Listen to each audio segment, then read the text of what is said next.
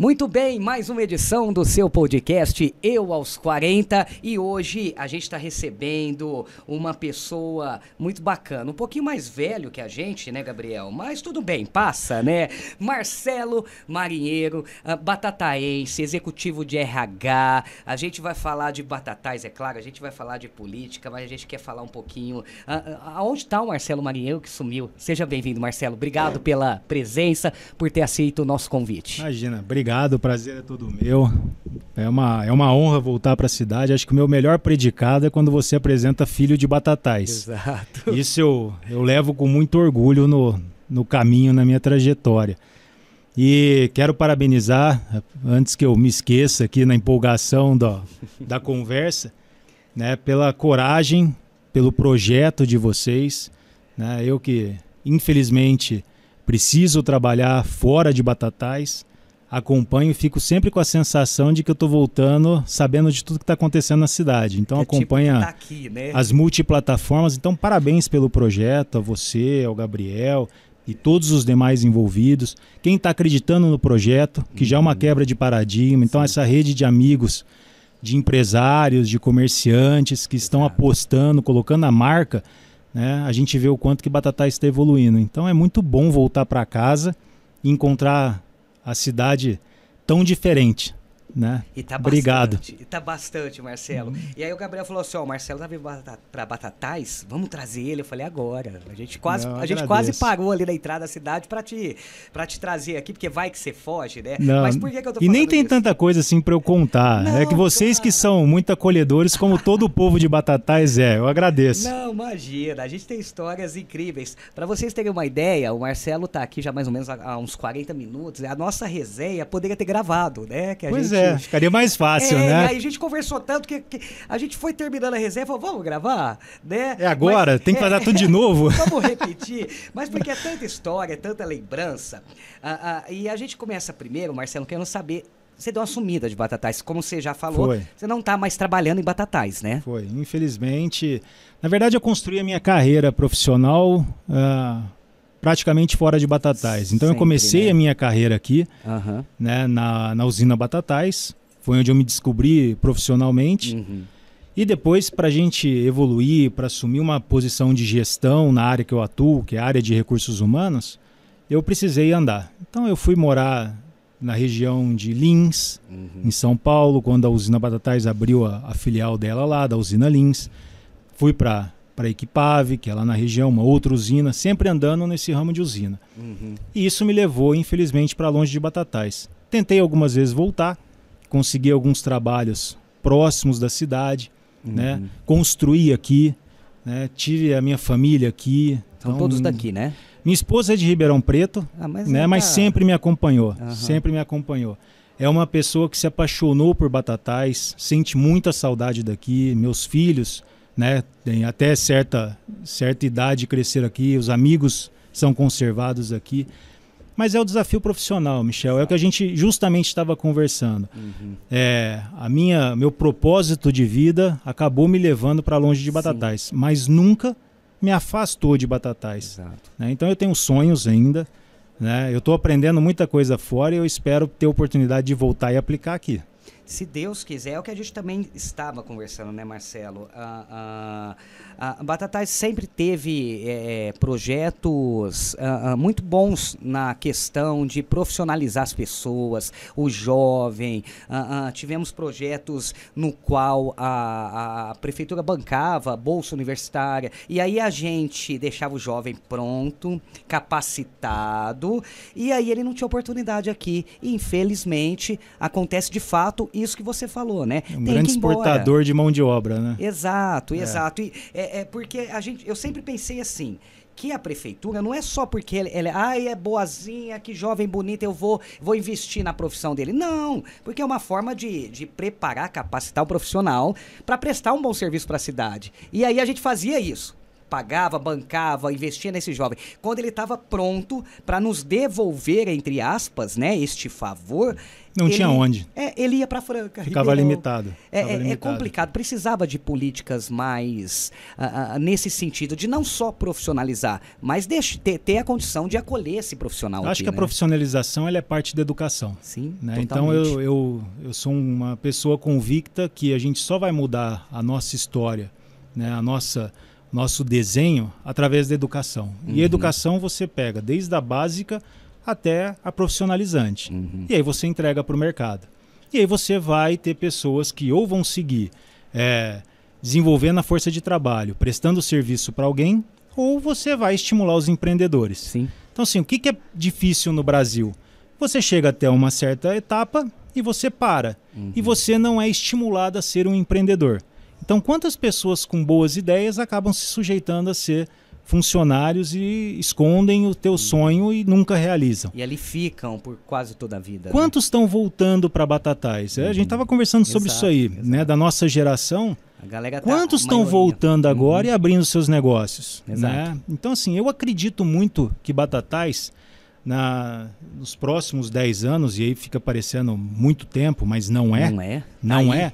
Eu acho que nos próximos 10 anos Batatais vai ter um boom, né, bastante grande, e eu torço muito para que todos nós estejamos preparados para resgatar efetivamente a Batatais de outrora, né? Tudo que vocês postam, tudo que vocês mostram e tudo que a gente tem tanta saudade está batendo as portas para voltar.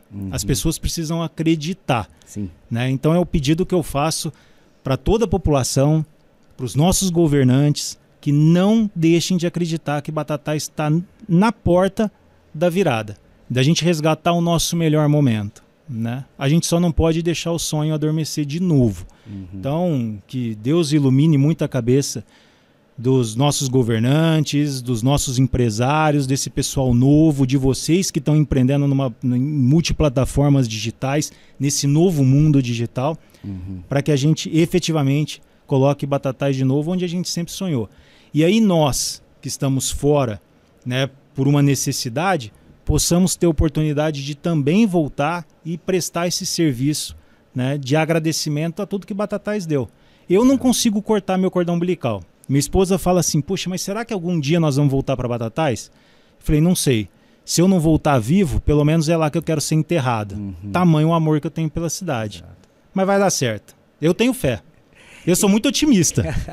E é com esse otimismo que a gente segue com o nosso podcast Eu aos 40. Hoje a gente está falando com o Marcelo Marinheiro, batataense, executivo de RH.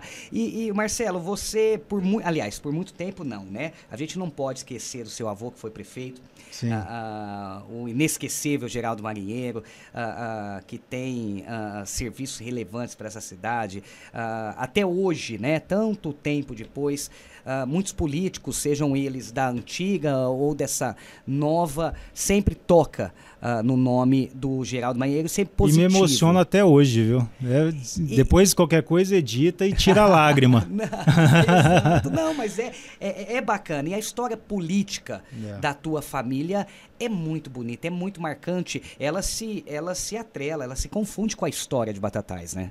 Acho que esse é o meu principal dever, né? E eu espero muito um dia ter oportunidade de devolver para Batatais um pouquinho do que Batatais deu para minha família, né?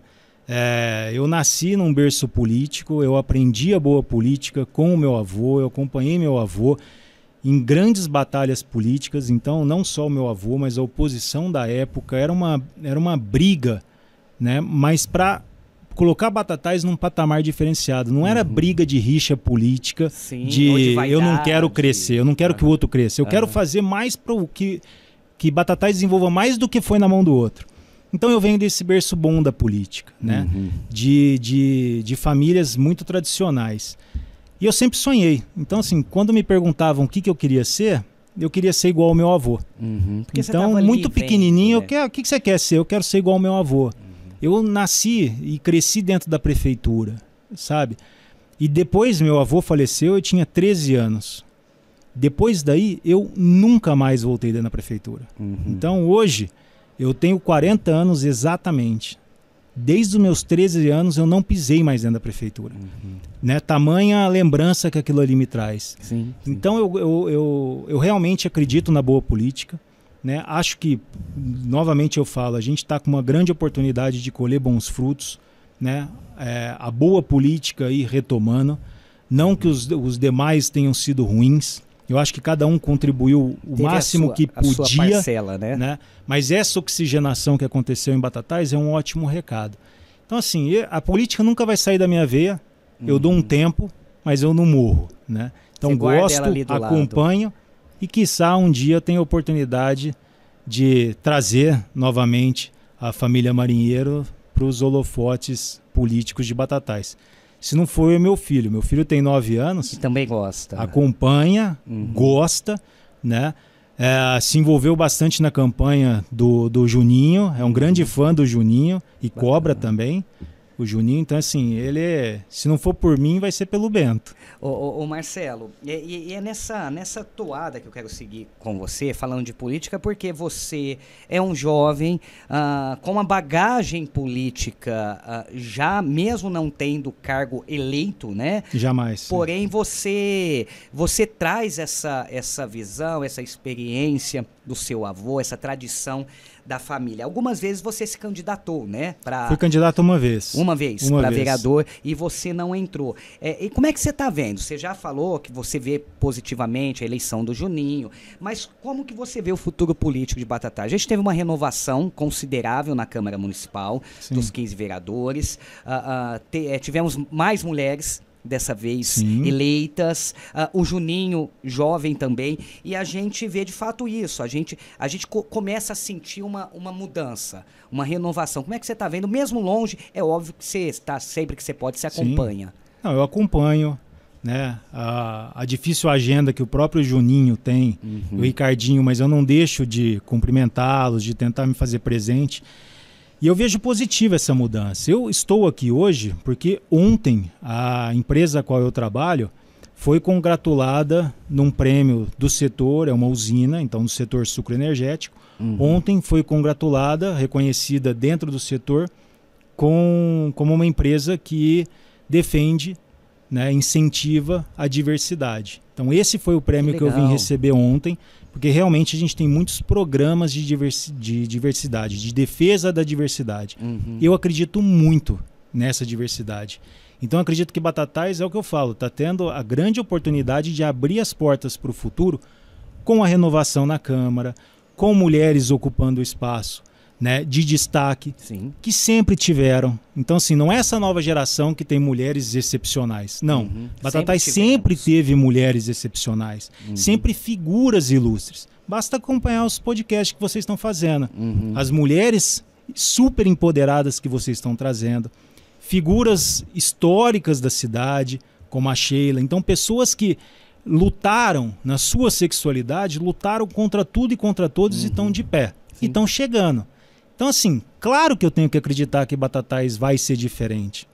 Claro que eu uso o espaço que é me dado na vida privada, né, de trabalhar em empresas privadas, para tentar fazer mais pela comunidade. E eu faço. Então, eu sou conselheiro de um instituto social no Mato Grosso. Eu estou no Mato Grosso, né, no interior do Mato Grosso. Então, eu sou conselheiro de um instituto social que atende uma cidade de 20 mil habitantes e outra de 15 mil habitantes.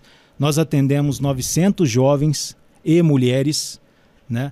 Então, assim, eu sempre estou metido nisso porque eu acredito que, de alguma maneira, a gente pode fazer algo diferente para a comunidade, né? E, claro, que o que eu puder fazer por Batatais, eu vou fazer, né? O que eu puder botar o dedo para conseguir influenciar positivamente, eu vou fazer. Então, eu acredito sim que a gente está num bom caminho. Marcelo, a gente tá longe pra caramba, né, pra falar de política local, de eleição, né? Tá nada.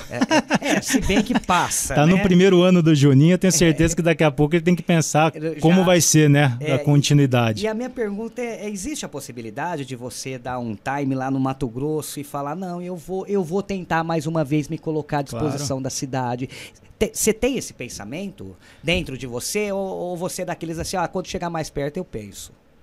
Não, em hipótese alguma, não tem esse negócio de mais perto. Eu falei, eu respiro política, eu gosto de política, eu acho que todos nós deveríamos ser políticos, né? A boa política. Sim. Eu não estou falando, porque hoje ficou muito pejorativo a palavra política, né? Não, e político. E político. Então não, eu acho que todo mundo deveria entender, todo mundo deveria discutir, só assim a gente conseguiria cobrar dos ocupantes de cargo público as promessas que eles fazem para entrar no governo. Eu nunca falo nunca.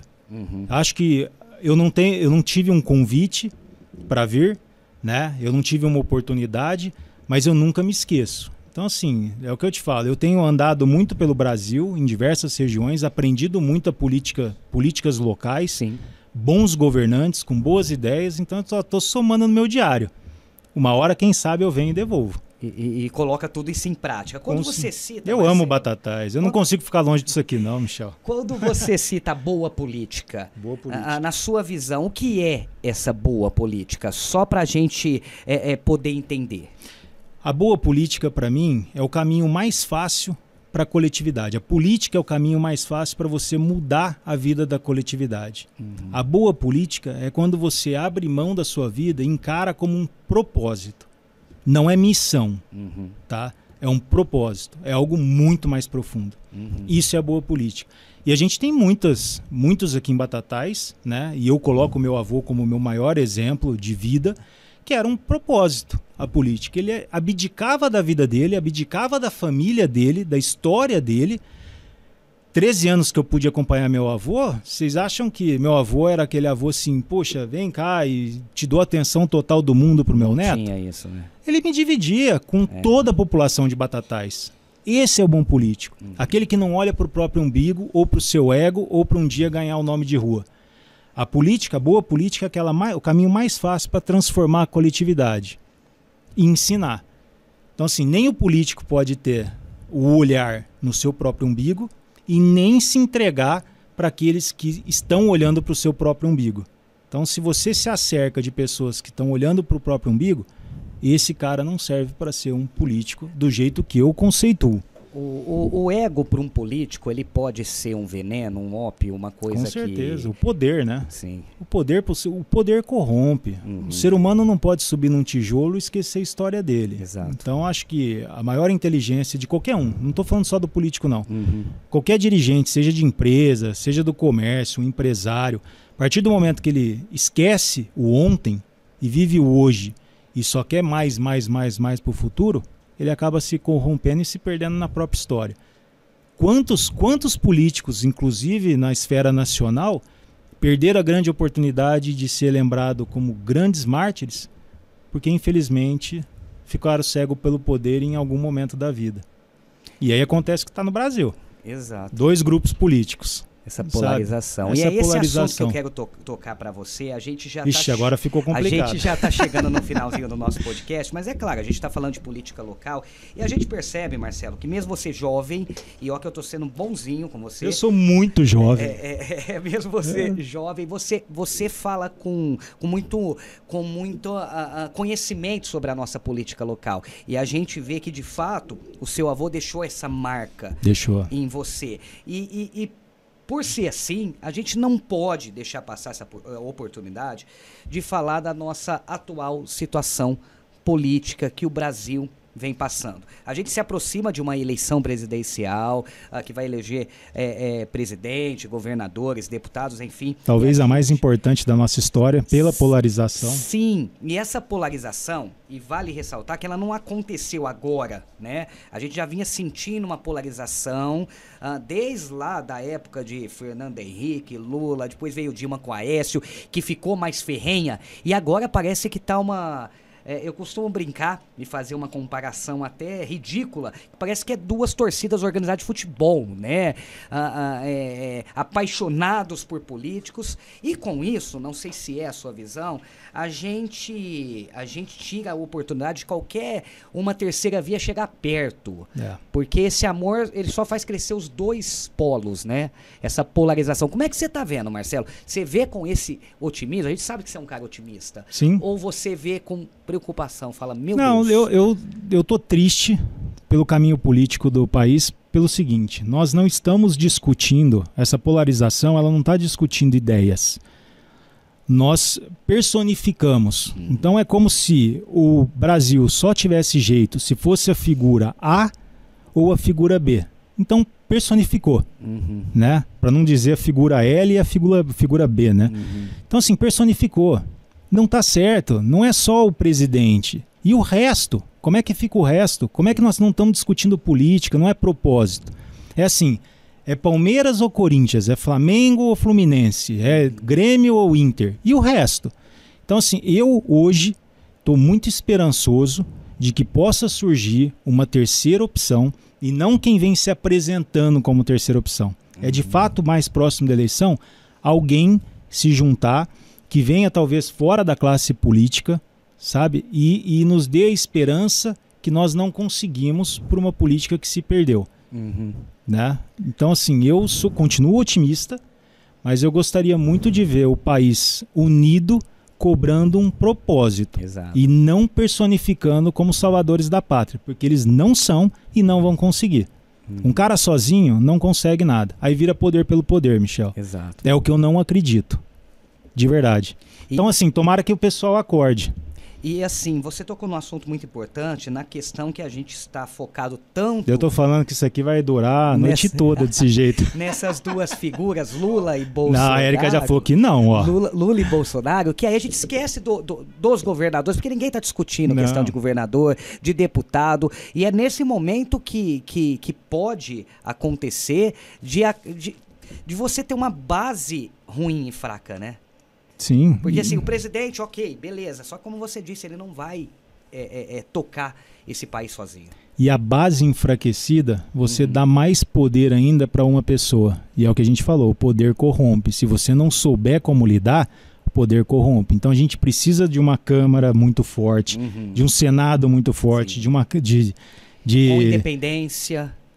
Com independência, com propósito, para que possa cobrir. Então, assim, essa polarização, esse figura A ou B, se continuar desse jeito, eu lamento muito, porque assim, a eleição nacional vira reflexo para estadual, vira reflexo para municipal. E aí, tudo que nós estamos conversando aqui vai por água abaixo. Exato. Aí a gente não adianta, aí perde o sonho. Né? E muita gente ficou pelo caminho sonhando. Sim. Muita gente boa. Muitos filhos de Batatais ficaram pelo caminho, infelizmente, com bons propósitos, porque não conseguiram vencer essa barreira. Marcelo, vai em frente com essa barreira e vai cutucando. Sempre acreditando e vai cutucando, né? Vai dar certo. Marcelo, foi um prazer enorme te receber aqui no nosso podcast. É óbvio que você vai voltar, a gente vai te trazer mais vezes. Você tá fica à disposição. Grosso, a gente tirar lá daquela terra, só 1.500 quilômetros, é tranquilo. É aqui do lado, né? Porque dá pra vir. Aqui é um calor, você tá sentindo o frescor de Batatais, né? Já, não, e o que eu fico Grosso, o que eu fico mais feliz é assim, de novo, é a sequência que vocês estão fazendo com pessoas com personalidades muito mais importantes do que eu, seguramente, né? E pessoas que são destaque aqui na cidade. Então eu fico muito feliz de ver a Érica aqui, né? Que tem uma história. Então já estou fazendo propaganda para que vocês assistam o podcast dela. Né? Tem uma história, puxa vida, de uma família fantástica, né? Conheci a Érica no auge, né, da juventude. Sim. O Marquinho, irmão dela, né? Então são pessoas que infelizmente a vida ceifou muito cedo, que eram pessoas fantásticas na cidade. Então, cara, tem muita gente boa. Batatais está colhendo novamente, muita gente boa. Vamos acreditar, vai ser diferente. E obrigado pelo convite. Bom, falamos com o Marcelo Marinheiro, ele que é executivo de RH Batataense. E mais uma vez, obrigado, Marcelo. Obrigado, gente. Um forte abraço. Saudade de todos. Valeu.